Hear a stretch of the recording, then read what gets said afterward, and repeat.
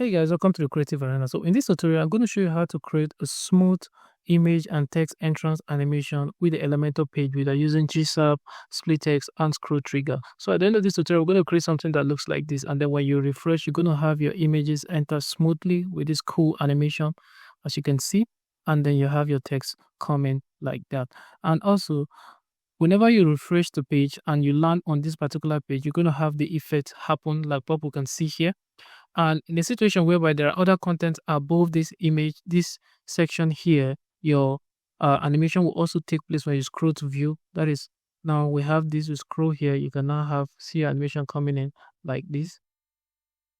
And this is a cool animation. And get this animation is responsive on all devices. And we can check it out on tablets.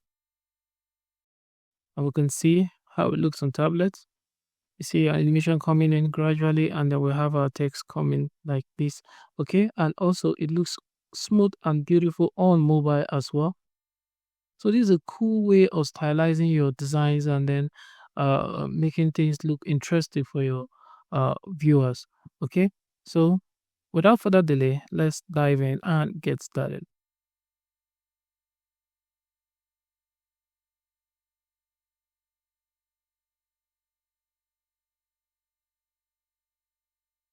In the Elementor editing screen, what I'll do here is click on the plus icon here, select the flexbox content, and then I'll select the structure here. Come over and set the content width to full width. For the minimal height, I change it from pixel to VH and give it the value of 100. Then I'll come over to the style option for the background.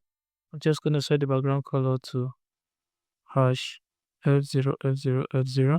And then I'll come over here to the advanced settings and change the unit from pixel to percentage and give it a value of 3% all round. Come over here to add a container. For reference purposes, I'm just going to call this one here animated section. And then this container within the animated section, I'll just call this one here image container. And then I'll duplicate it. And the next container here, I'll call this one here context container. So the image container, I'll set the content width to box. I'll leave it at box. And then for the minimal height, I change it from pixel to VH and give it the value of 70 VH. And then I'll come over here to the advanced settings. For the padding, I'll change the unit from pixel to percentage. And I'll link this to the top. I'll give it a value of 3%. To the right, I'll give it a value of 4%. To the bottom, I'll give it a value of 1%. And then to the left, I'll give it a value of 4%. Okay. Then I'll come over to add element and I'll add a container within this image container. And I'll call this one here our image wrapper. Okay, so for the image wrapper, I'll come over to the width, change the unit from percentage to pixel and give it a value of 500 and then a height, minimal height value of 400 pixel like that. Then I'll come over here and add an image within it. Go to my media library and select an image that I'll be using. So I'll select this image here, then go to the style option. For the width, I'll set the width to 100%. For the height for the image, I'm going to set it to 400 pixel. Okay, then come over here to the object fit and set it to cover. All right, then I'll come over here for the image wrapper and then go to the advanced settings and come over here to where we'll have the CSS class. And then I'm going to add a CSS class to it. So this is the CSS class we'll be adding, image wrapper. Now, the reason I'm adding the CSS class is because we're going to duplicate this image wrapper here and its content. So we'll duplicate it 4 times.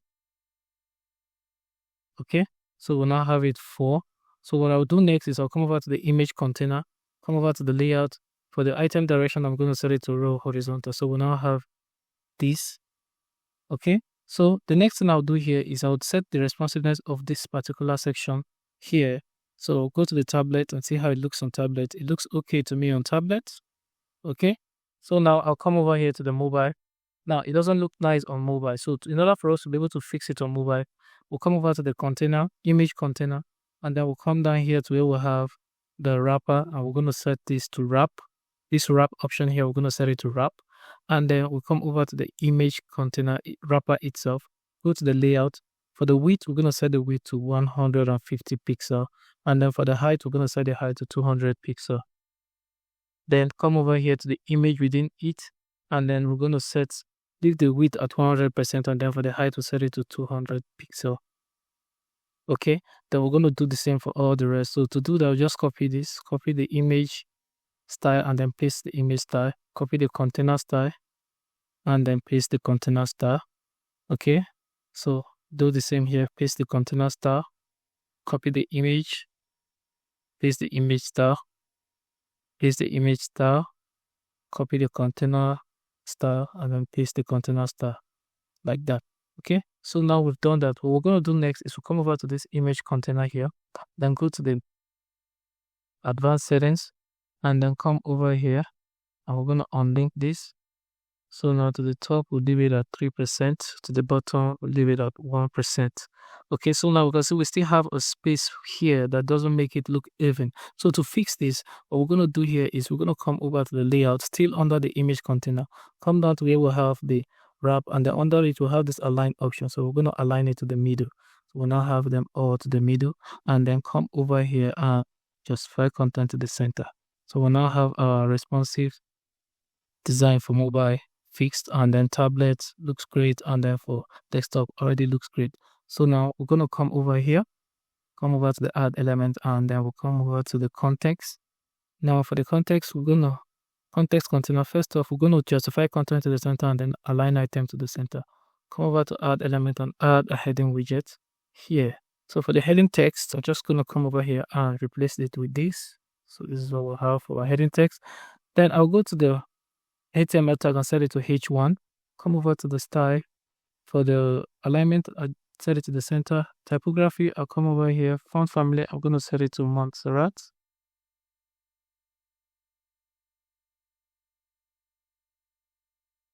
Then I'll come over to the color and I'll set the color to black.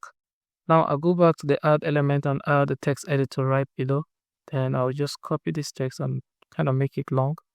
All right, come over here to the style. Alignment, I'll set it to the center.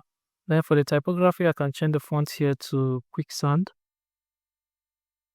You can use whatever font you're working with that goes well for you. Fine and good. Then I'll come over here and set the font size to 20 pixel.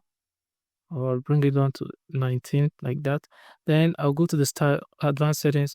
For the custom width, I'll set the width here to custom and then give me the value of, let's see, 60%.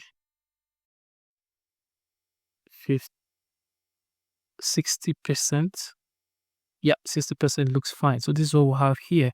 Now we can check it out on tablet and see what it looks like, and then fix it. I'll come over here for this, set it to percentage, and then set it to 70%. Now come over to mobile, and then for the text here, the heading text, we're going to reduce the size, set it to 30 pixel. Okay, and then for this one here, we're just going to come over here and set this to 100%. And then come over to the style, reduce the font size here to, let's say, 17 pixel. Now this looks perfect on mobile as well. Okay, so now I'm going to come over to the desktop. And we're done designing our structure and our design looks great. So what we're going to do here is we're going to add the various CSS classes to the widgets and the container. So to do so, I will come over to my code editor. So I will copy out this class here. You do not have to worry about this code. It's going to be made available on the video description for you. So I'll come over to the animated section, advanced settings, come down here to where we have the CSS class, and I'll paste this there. Then I'll come over here to the image container, go back to my code editor, copy the class image container, come over to the advanced settings, come over to where we have the CSS class, and then add it there. Now we've already added that of the image wrapper and so on. So now come over to the context. Advanced settings, come over to the CSS class, and we're going to add the class context. Okay, now we've done that. What I'm going to do here is I'll click on this add element, I'll scroll down here, and then I'll search for the HTML widget.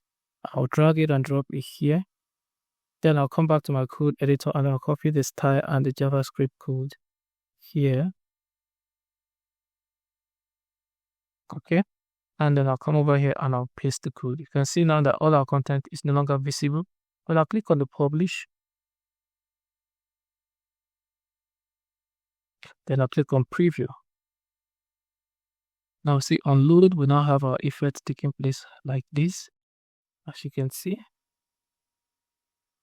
Now I'm going to come back here, and then I'll pause the video, so I'll change the images, so we'll have varieties of images there. So I've successfully changed the images and we cannot see it here, so but we'll just have to click on the preview changes, and then this is what we'll have here,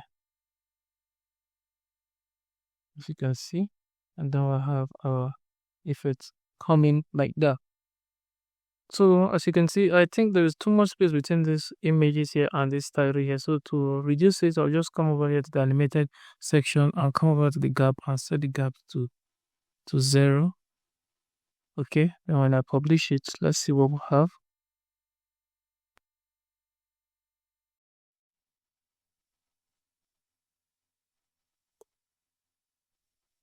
Yeah, this looks better.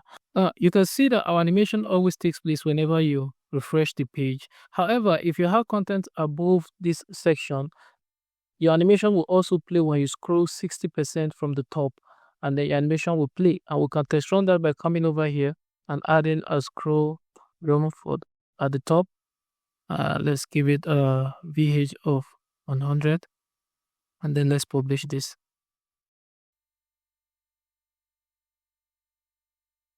And let's come over here and preview.